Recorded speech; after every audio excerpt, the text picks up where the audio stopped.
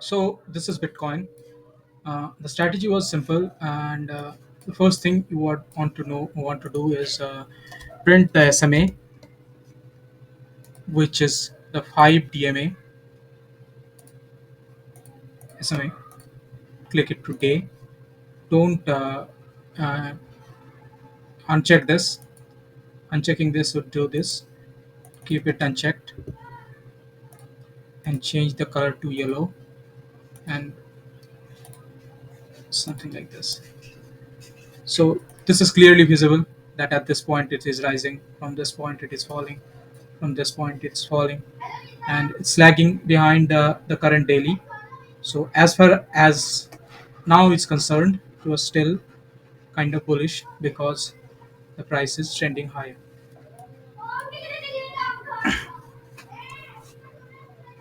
So the next thing is printing the AVWAP. So the name it's in the name that we have to anchor the VWAP. So for that we have to first mark the top and the bottom. So for this Bitcoin range price range, we have to select the top and the bottom. So the bottom would come around this point, and the top would come around this point. So then we zoom out. We zoom out so as to select the right part. So the top on this bar was 77,755, 77,881. So this is the top bar at this point.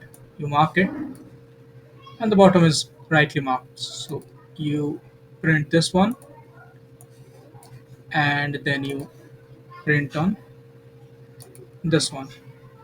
So we are rightly placed. Then we change the color to the bullish and the bearish.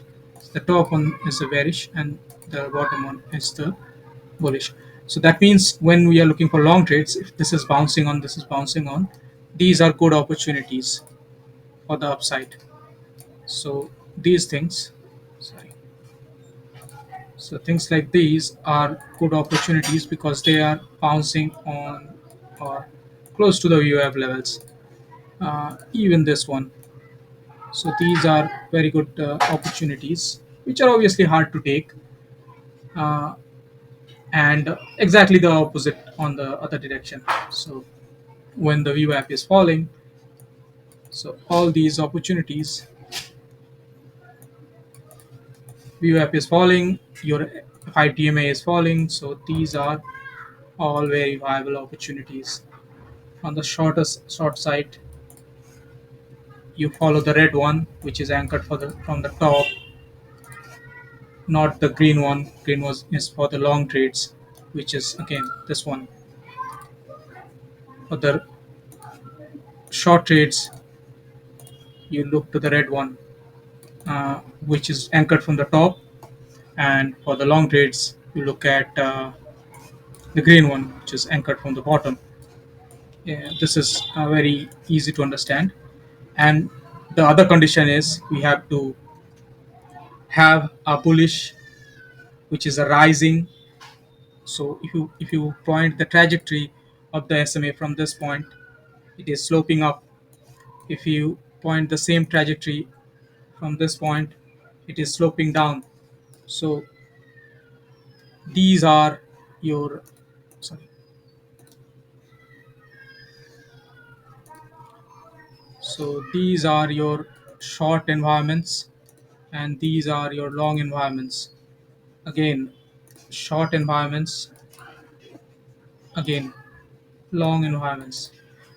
The higher the slope is, so this is almost 60-degree slope or 50-degree or somewhere around that. That slope is very good. This slope is even better. So if you do we have angles here? Yeah, in any case, uh, this is the angle depends on the denotes the bullishness or the bearishness of the trend. So this bearish trend from the start of April or last week or 10 days was very bearish because the price is falling rapidly, the DMA is falling rapidly. So this is a very bearish environment. So all these opportunities are pretty viable ones. uh, they were at that point. So but then we broke out. So what happens when we break out of this range? So when the the DMA is bullish, which it is now, and we are below the VWAP on the red one. So unless we cross the red one, we are not in a bullish territory. So we get to bullish territory only after we reach above this. But where does that leave us when we are in a bullish DMA? So our DMA is bullish from this point, and we are sloping up. We reached this VWAP level. So these are cautious bullish opportunities. I would suggest in these scenarios we do not strictly follow VWAP, because this is not a VWAP signal. VWAP signal is only these when both are lining up, not one of them. They have to both line up for us to take the trade. Uh, so that's, I think, about clear. And about stop loss and take profit. So stop loss is kind of volatile in this. So a close above this, any of these lines are a stop. You can even set SL on other metrics as well. But generally speaking, you can set one ATR of SL. So if you bring on the ATR, so at this point, let's say we were shorting at this point, the ATR was 572. So at this point, you could set a $572 stop loss on Bitcoin and set around three times or four times that the target. So around $2,000 or 1,600 to $2,000, $2,200 of target from this point. So 66 to around this point would be your target anyway. It dropped much further, but that's the general range of the target we're looking at.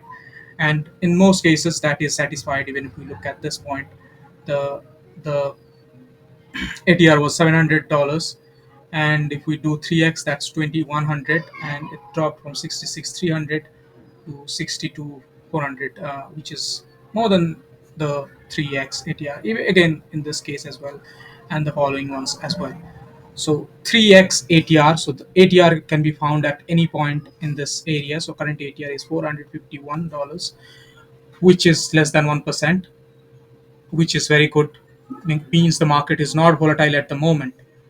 Uh, so yeah, you could even set 4x or something like that in these scenarios. But when the ATR is very high, be aware of setting that ATR as well. So ATR at this point, although there was not a trade at this point, the ATR was $1,300, which means a very volatile scenario. Let's find a trade where the ATI was pretty high.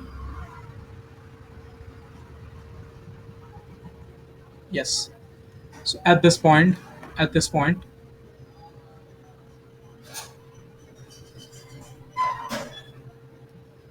or at this point, let's say, let's zoom it out.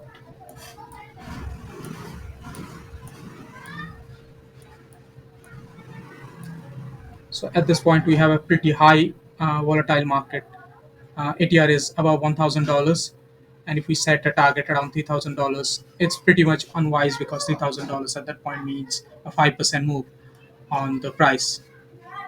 So that's harder to get. So at these points, in these cases, when the ATR is unnaturally high, we can look for 2 or 2.5 x ATR, and that denotes to $2,500, which we could have gotten, I think, 72. Yeah, that's pretty much what we got, 2 to 2.5x.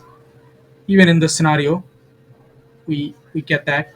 Even in this scenario, although it broke higher, this is not actually a trade. I actually marked it by mistake, because this closed above. So this yellow green bar actually invalidates our trade at that point again, like this one. So this closed above, invalidates the trade, so we cannot trade. This closed above. Until it closes below, we have no trade in this. So in this case, it didn't close above.